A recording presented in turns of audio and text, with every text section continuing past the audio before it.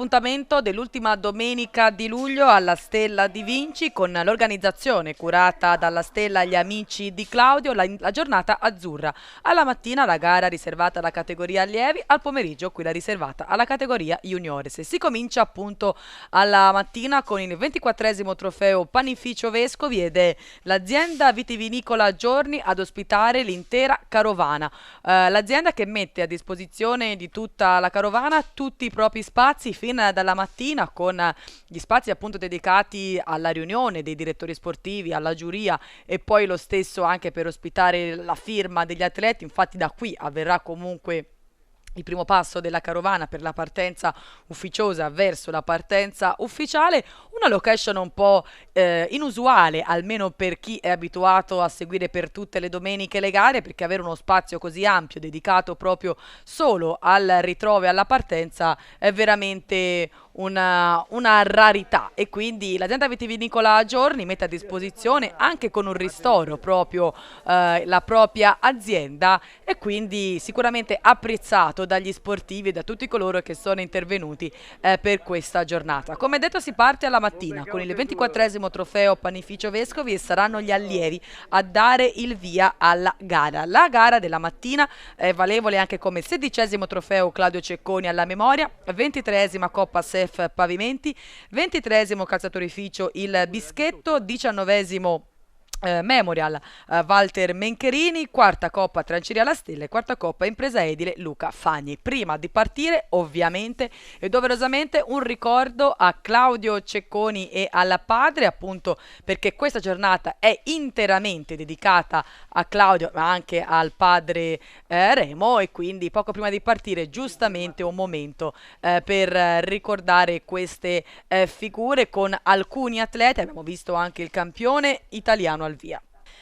Saranno 99 gli atleti a prendere il via dei 113 iscritti, quindi come primo atto di questa giornata azzurra veramente un numero di tutto rispetto. È una classica ormai anche per la categoria allievi questo trofeo Panificio Vescovi, e quindi un po' tutti vogliono essere presenti e non vogliono mancare. Andiamo a ricordare chi sono le società al via. Abbiamo visto appunto il gruppo ciclistico Cage con il campione italiano, poi la Borgonuovo, il team Alessandro Versilia, la Mobilieri Ponsacco, la Hyperfinish, la Seano One, la Bessi Calenzano, e il gruppo sportivo Pozzarello, la Casano, poi ancora la Ziraf, la San Miniato Ciclismo, il Velo Club Empoli, la Donoratico, la Berti Immobili, la Cecina, l'Unione Ciclistica Empolese, la Monte Carlo Ciclismo, la Valler Bike, la Cycling Team Valdera, la Fiumicello e l'atleta brasiliano del San José.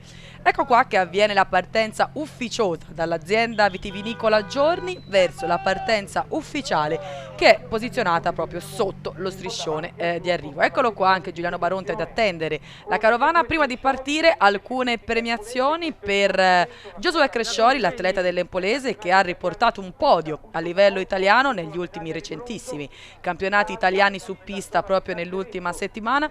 Un riconoscimento anche per Nicolò degli Innocenti della San Miniato Ciclismo, proprio per la sua vicinanza al luogo dove stiamo correndo, e poi un premio ovviamente anche a Mattia Petrucci, il campione italiano, contraddistinto quest'oggi dal dorsale ovviamente numero 1 della Cage.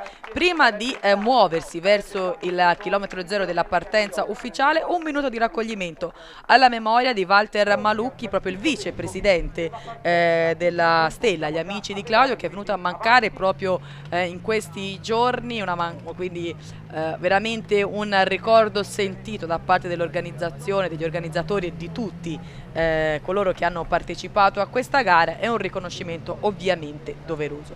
E quindi dopo il minuto di raccoglimento ci stiamo spostando verso il chilometro zero, di fronte proprio al Panificio Vescovi, che dà il nome al trofeo, e quindi giustamente da qui avviene la partenza ufficiale del trofeo appunto intitolato al Panificio Vescovi. Mauro Billi, il giudice di arrivo, sancisce proprio la partenza ufficiale, quindi visto che abbiamo ricordato anche il giudice di arrivo di questa gara, ricordiamo comunque tutto il collegio di giuria con il presidente Alessio Bertolaccini e il componente Francesco Leporatti. Quindi è venuta la partenza ufficiale per la gara. Abbiamo ricordato il lotto dei partenti, almeno abbiamo elencato le squadre al via. Andiamo a ricordare il percorso mentre lasciamo sfilare tutto il gruppo, 99 atleti, veramente un numero di tutto rispetto.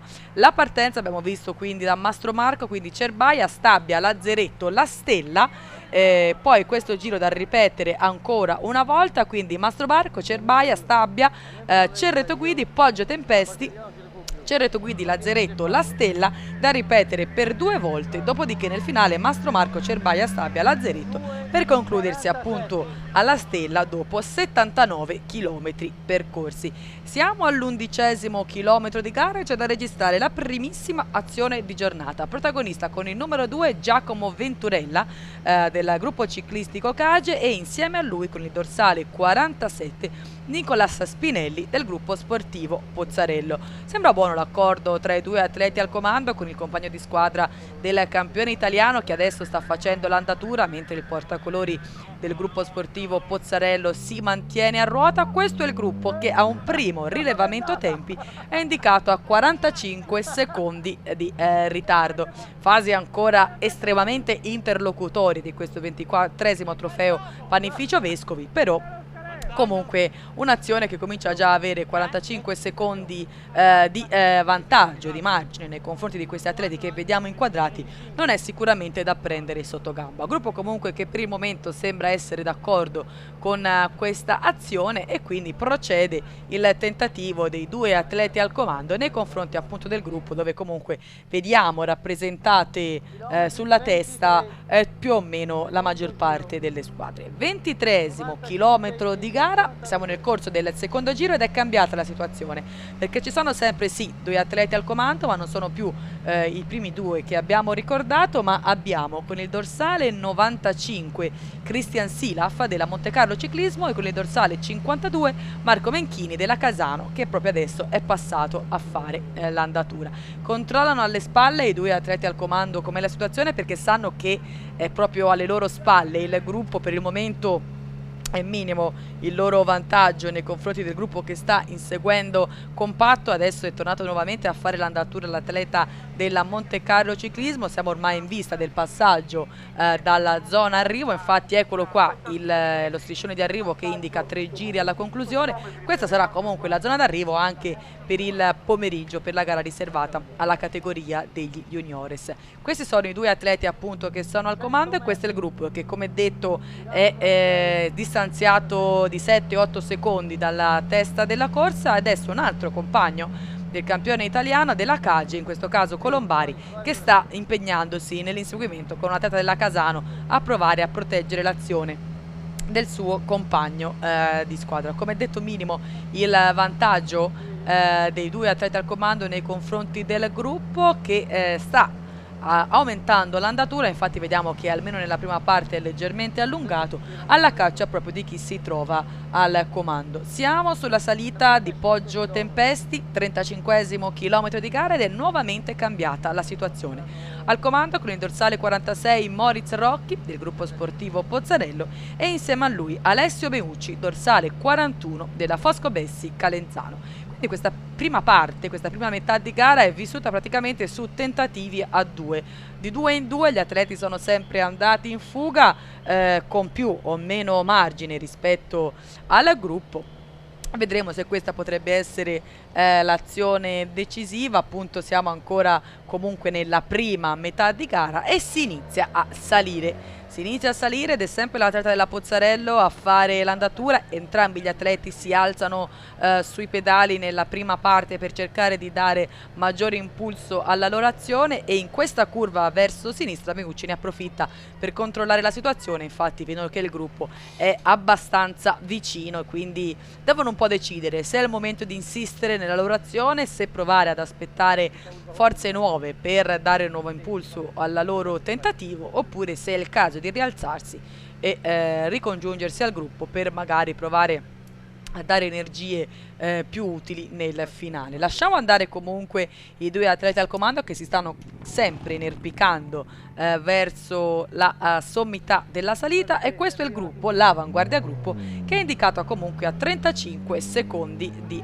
ritardo. Maglie della Foscobessi e della Mobiliari Ponsacco, ci sembra di riconoscere proprio sulla testa della corsa, quindi una Foscobessi che nonostante abbia un atleta al comando è comunque nelle posizioni di avanguardia anche del gruppo. In questo caso è Leonardo Brunetti con alla sua ruota appunto della Mobiliari Ponsacco Marco Chiocchini, tanto per indicare le primissime posizioni del gruppo. Andatura sulla testa del gruppo che sembra decisamente più interessante, e si stacca un quartetto all'inseguimento dei due atleti al comando che stanno praticamente per ricongiungersi, e oltre ai due che vi abbiamo già ricordato abbiamo con il dorsale 109 Tommaso Perazzolo del Cycling Team Valdera e con il numero 80 il portacolori dell'Unione Ciclistica Donoratica Francesco Taddei. Quindi diciamo che si è formato un sestetto al comando, ma possiamo considerarla come un'avanguardia gruppo perché sono veramente minimi i distacchi. Infatti noi ci siamo portati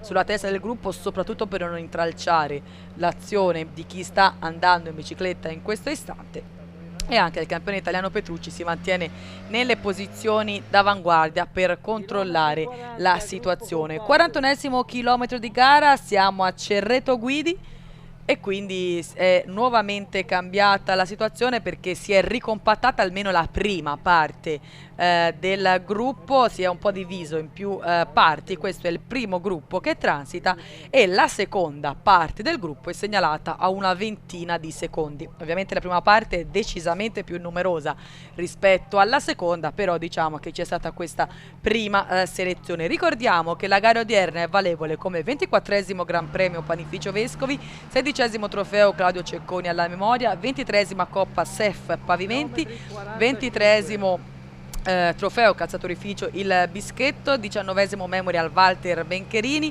quarta Coppa Tranceria La Stella e quarta Coppa Impresa Edile Luca Fagni.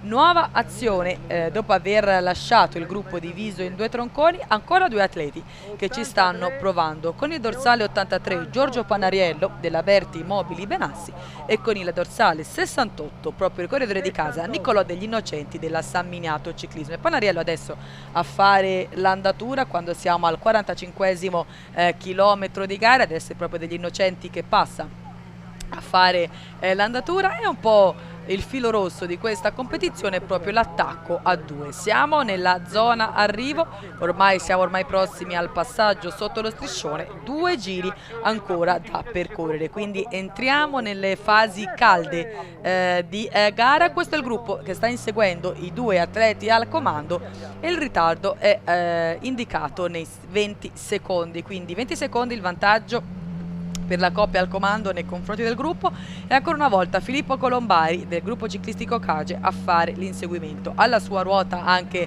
Simone Mauro del gruppo sportivo Borgonuovo, quindi sicuramente Colombari ha il compito di impedire che le azioni possano prendere un margine piuttosto importante nei confronti di chi sta al comando. Infatti, così come nel passaggio precedente, è lui che si sta impegnando in prima persona a organizzare l'inseguimento, e quindi vedremo se l'azione dei due atleti al comando, l'ennesima azione di due atleti al comando, potrebbe essere questa volta la parte decisiva. E continua l'azione dei due atleti, quindi hanno trovato un buon accordo degli Innocenti della San Miniato Ciclismo insieme a Panariello della Berti Mobili, che stanno continuando nella sua azione. Adesso abbiamo fatto partire un nuovo rilevamento tempi e vedremo di capire se il loro vantaggio sarà aumentato oppure no. Ricordiamo che all'ultimo rilevamento erano 20 secondi di vantaggio per questi atleti che vediamo inquadrati. Il gruppo sì, sembrava essersi organizzato in qualche modo, però l'azione dei due atleti sta continuando e quindi capiremo adesso, quando gli atleti raggiungeranno il luogo del rilevamento, se hanno fatto qualcosa oppure no. E il gruppo, l'impressione è che andando ad occupare interamente la sede stradale o quasi abbia un po' rallentato, e infatti il ritardo del gruppo nei confronti dei due atleti al comando è di 40 secondi. Adesso è un altro portacolori del gruppo ciclistico Cage che sta provando a animare la situazione sulla testa del gruppo, ed era Daniele Ruviero, che si era leggermente avvantaggiato nei confronti del gruppo, ma praticamente il gruppo rimane compatto alle spalle dei due atleti al comando, e quindi anche queste azioni fanno sì che chi si trova sulla testa possa andare a guadagnare. Infatti hanno praticamente raddoppiato il vantaggio i due atleti al comando nei confronti del gruppo, che sembra davvero non riuscire a trovare un grande accordo per andare a provare a riprendere chi si trova al comando. E continua l'azione dei due atleti al comando, siamo al 57esimo chilometro di gara, e inizierà nuovamente la salita verso Poggio Tempesti per i due atleti al comando. Qui praticamente gli atleti, potendosi voltare sulla loro sinistra, possono controllare com'è la situazione alle loro spalle, e così lo stiamo facendo anche noi con la nostra telecamera. Ha guadagnato adesso il gruppo nei confronti di Panariello e degli Innocenti, perché adesso, proprio praticamente all'inizio della salita verso Poggio Tempesti, il gruppo ha 17 secondi di ritardo dai due atleti al comando. Sono adesso gli atleti del gruppo sportivo Pozzerello che si stanno impegnando ad andare a recuperare chi si trova al comando, e ormai li vedono, e quindi questo è un vantaggio non indifferente per chi sta inseguendo, riuscire a vedere qual è l'obiettivo da andare a recuperare. Siamo comunque nella seconda metà di gara, anzi siamo ormai quasi alle fasi conclusive, perché al prossimo passaggio dall'arrivo suonerà la campana dell'ultimo giro, quindi adesso veramente le fatiche cominciano a farsi sentire, e quindi anche riuscire a fare la differenza comincia a essere sicuramente più complicato. Molto attivo comunque anche Marco Chiocchini della Mobiliari Ponsacco, che adesso si porta in prima persona a fare l'andatura per andare a recuperare chi si trova al comando, e sembra che si stia sganciando un drappellino sulla testa del gruppo, fermo restando che al comando abbiamo sempre due atleti, con degli Innocenti che è il primo a perdere un po' più contatto, quindi sarà il primo ad essere recuperato dal gruppo, recupero che avviene proprio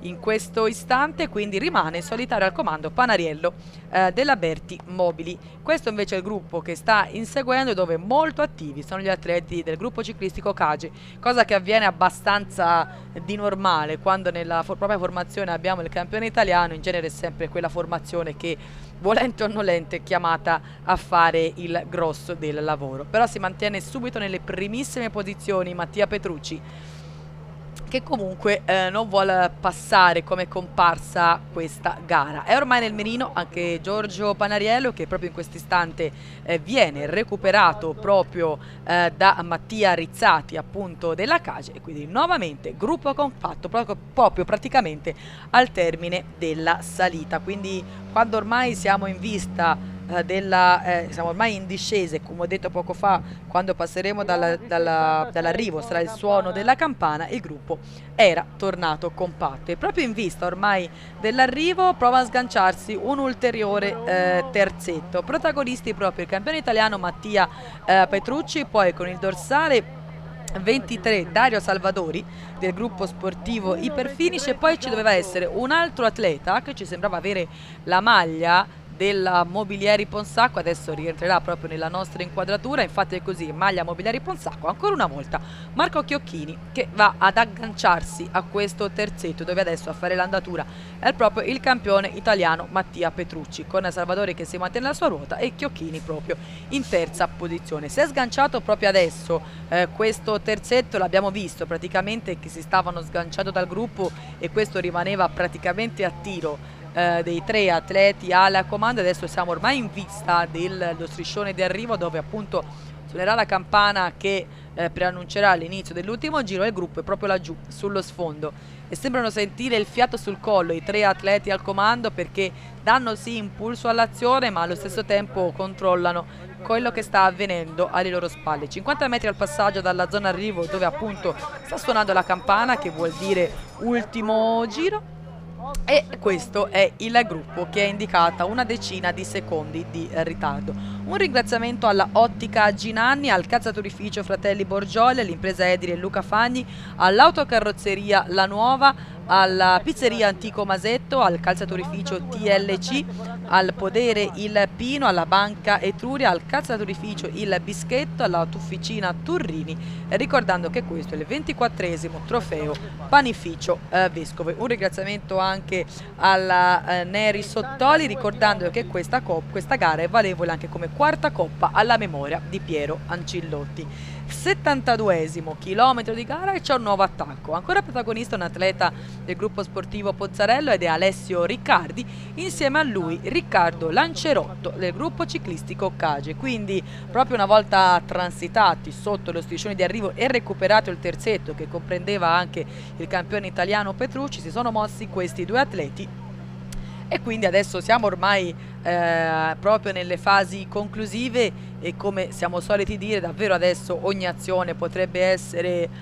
quella decisiva. Adesso è proprio Lancerotto che chiede il cambio ad Alessio Riccardi, che ovviamente non fa mancare il suo apporto, e lasciamo andare i due atleti al comando per vedere com'è la situazione. È estremamente frazionata la situazione alle spalle, perché a 15 secondi sono indicati questi tre atleti, con il dorsale 94 Marco Cecchi della Monte Carlo Ciclismo, con il numero 4 Mattia Rizzati del gruppo ciclistico Cage e con il dorsale 45 Gabriele Matteucci del gruppo sportivo Pozzarello, che adesso è proprio a fare l'andatura e ormai vedono anche i due atleti al comando, quindi a tutto vantaggio della Pozzarello, che già può contare un atleta sulla testa e quindi potrebbe andare in superiorità numerica, così comunque come il gruppo ciclistico Cage, che ha già un atleta al comando.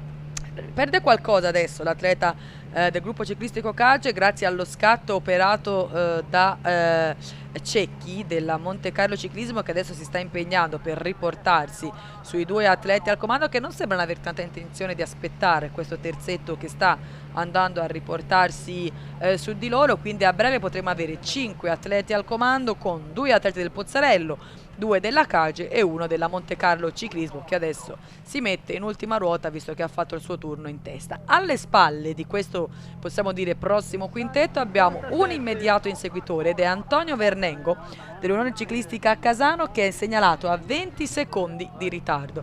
L'avanguardia gruppo, che adesso vediamo proprio inquadrata, è segnalata a 25 secondi di ritardo, quindi veramente minimi distacchi quando siamo a circa a meno di 10 km dalla conclusione. Una situazione sempre in continuo divenire. Anche questi atleti che si trovano sulla testa del gruppo non sembrano desistere dalla loro azione, sanno che comunque la testa della corsa è una ventina di secondi, quindi niente è ancora perduto. Adesso siamo a 4 km dalla conclusione, non è avvenuto il ricongiungimento, sempre Riccardo Lancerotto al comando insieme ad Alessio Riccardi, quindi sempre 2 atleti al comando e dovrebbe avere sempre 3 immediati inseguitori. Quindi quando ormai sembrava quasi prossimo il ricongiungimento tra i 3 immediati inseguitori e i 2 atleti al comando, invece rimangono sempre a un centinaio di metri di distacco il terzetto immediato inseguitore, e giustamente adesso i due battistrada non hanno nessuna intenzione di aspettare chi si trova alle loro spalle, seppur potrebbero essere di entrambi i due rispettivi compagni di squadra. Lasciamo andare appunto i due attaccanti e questi sono gli immediati inseguitori, dove sono rimasti l'atleta della Monte Carlo Ciclismo Cecchi insieme al compagno di squadra di Riccardi della Pozzarello, ovvero Matteucci, mentre è rimasto più attardato invece l'atleta della Cage, che era Rizzati, Mattia Rizzati. Infatti adesso Matteucci sembra controllare alle spalle se sta rinvenendo o meno, e quindi non c'è molto accordo tra questi due inseguitori. Sembra, e forse anche giustamente, più intenzionato a recuperare l'atleta della Monte Carlo Ciclismo piuttosto che quello della Pozzarello. Comunque cerchiamo di capire com'è la situazione ancora alle spalle, perché sono veramente minimi i distacchi. 18 secondi il ritardo per l'avanguardia gruppo. Alcuni atleti che di fatto anticipano il gruppo, ovvero Nicolo Rossi della Berti Mobili insieme a Giosuè Crescioli della Unione Ciclistica Empolese. Quindi recuperato l'atleta della Cage e recuperati anche i due immediati inseguitori, ovvero Cecchi e Matteucci. Quindi la situazione, quando mancano circa 3 km all'arrivo, vede due atleti al comando e l'avanguardia gruppo a 17 secondi di ritardo. Adesso passa a fare l'andatura Nicolò Rossi della Berti Mobili Benassi, e qui siamo sempre con i due atleti al comando quando siamo al lazzeretto. Quindi continua l'azione quando mancano circa 2 km alla conclusione, continua l'azione di Alessio Riccardi del gruppo sportivo Pozzarella e di Riccardo Lancerotto della Cage. Avevano un vantaggio all'ultimo rilevamento tempo di una quindicina di secondi, ma praticamente il gruppo è dietro, è veramente vicinissimo. Il gruppo ormai li vede, con Riccardi che accusa decisamente la fatica, mentre Lancerotto hanno usato il pericolo e quindi sta provando ad insistere da solo. Ricordiamo che ormai siamo nel finale, con Riccardi che si è definitivamente spostato sulla sinistra della sede stradale, quindi ha veramente dato fondo a tutte le energie che aveva quest'oggi l'atleta della Pozzarello, mentre Lancerotto si sincera di quanto sia il suo vantaggio. Giustamente non si gira per controllare la situazione, e l'impressione visiva che abbia sensibilmente, insomma un pochino, dovrebbe avere aumentato il suo vantaggio nei confronti del gruppo. Adesso un attimo di indecisione potrebbe essere veramente fatale, quindi Riccardo Lancerotto fa bene ad insistere, e adesso passa proprio sotto il triangolo rosso dell'ultimo chilometro. Ultimi 1000 metri per l'atleta della Cage, che quindi sta andando tutto solo all'arrivo. Noi ci siamo ovviamente spostati nel rettilineo finale per dar conto di quello che è la conclusione. Sembra avercela ormai fatta. Riccardo Lancerotto del gruppo ciclistico Cage ha insistito giustamente nella sua azione. Quando si è reso conto che il gruppo era vicino, non ha desistito e può tagliare il traguardo a braccia alzate più o meno. Intanto invece dietro si possono solo battere per le posizioni di rincalzo. Volata serratissima e alla meglio Leonardo Brunetti della Bessi Calenzano davanti a Mattia Petrucci della Cage, quarto Tommaso Nencini della Bessi Calenzano, quinto Tagliedine Butaba della Borgonuovo, sesto Christian Silaf della Monte Carlo Ciclismo, settimo Alessandro Venturini dell'Iperfinish, ottavo Simone Mauro della Borgonuovo, nono Antonio Morina della Monte Carlo Ciclismo e decimo il suo compagno di squadra Diego Basile. Quindi veramente un finale palpitante, quello del 24esimo Gran Premio Panificio Vescovi. Qui abbiamo modo di apprezzare nuovamente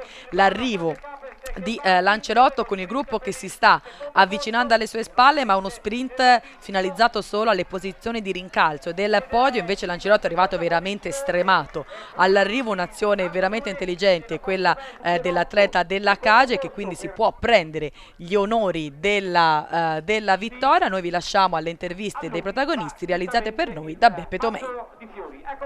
Seconda vittoria stagionale, diciamo individuale, visto che sei anche campione italiano cronometra squadre. Oggi è veramente un finale incredibile il tuo.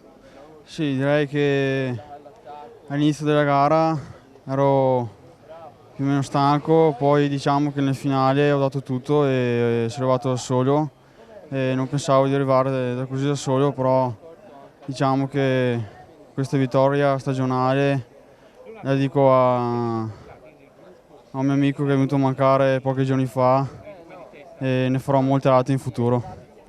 Senti, quando è rimasto con Riccardi, dove l'hai staccato? L'ho staccato più o meno a 1 chilometro dall'arrivo, nel falsopiano, e lì ho dato tutto. Dicevi, una vittoria che dedichi credo anche alla squadra, visto il gran lavoro che hanno fatto alle tue spalle. Sì, diciamo che questa vittoria la dedico anche alla squadra, ai compagni e agli direttori sportivi che ci seguono negli allenamenti e le gare. Un secondo posto che vale quasi una vittoria, abbiamo visto dopo l'arrivo sollevare le braccia. Sollevavo le braccia perché non mi ero accorto che c'era sempre una atleta in fuga, e quindi sono rimasto un po' fregato. Comunque va bene, il secondo posto è già il quarto e comunque va bene, via. Dicevo, nel finale andatura velocissima, abbiamo visto che non c'è stato niente da fare però nei confronti di Lancerotto. Sì, stavo bravo perché siamo andati davvero forti, nulla, complimenti. Siamo con Mattia Petrucci, terzo arrivato. Oggi è stata una vittoria di squadra, credo che il fatto che ti controllassero molto ha permesso a Lancerotto di avvantaggiarsi. Sì, Lancerotto ha fatto un stupendo attacco, è partito ad un mio contropiede circa ai meno 10 dall'arrivo, è andato fortissimo veramente, se l'ha meritata, io ho fatto il possibile per coprirlo dietro, poi mi ha volato, ha fatto secondo, ma va bene così, sono contento soprattutto per la squadra perché ci ha dedicato il loro fine settimana, soprattutto i miei allenatori, quando potevano stare fuori per conto loro, diciamo, hanno fatto questo sacrificio e credo che ne sia valsa la pena. Senti, 2 vittorie per te, ma soprattutto tutti ti aspettano a settembre, le classiche sono queste. Come la vedi il settembre di Mattia Petrucci? Ma è ancora presto per dirlo, ve lo dirò a fine settembre, dai, facciamo così. Daniele Bassi, il direttore sportivo della Cage Capes Velo Club Silvana, diciamo sei il direttore sportivo che negli ultimi anni a livello di allievi hai vinto di più e ancora una volta sei riuscito a ottenere un successo con un tuo ragazzo. Sì, diciamo che in questi ultimi 4 anni abbiamo fatto delle cose straordinarie. Ogni anno è sempre difficile ripetersi, però sta andando avanti così e speriamo che continui. Insomma, noi del nostro ci mettiamo tutta la passione possibile, abbiamo delle persone competenti che ci danno una mano e sembra che i ragazzi reagiscano bene, insomma, agli stimoli che noi direttori sportivi ed allenatori diamo giornalmente, insomma. Ora siamo col presidente del Comitato Regionale Toscano Giacomo Bacci, veramente una bella giornata di sport questa, qui è la Stella di Vinci. Ma credo proprio di sì, una risposta nella maniera più opportuna e credo a ricordare colui che sicuramente al ciclismo ha dato tanto, da atleta, da organizzatore, da dirigente, quindi io credo che era un dovere da parte nostra essere qua a rappresentare il Comitato regionale e il ciclismo toscano ad un amico come Claudio Cecconi, che sono sicuro che ancora da lassù ci sta guardando ed è orgoglioso di quello che viene fatto proprio in onore suo. When everybody's stealing by dawn, I'll find you dead.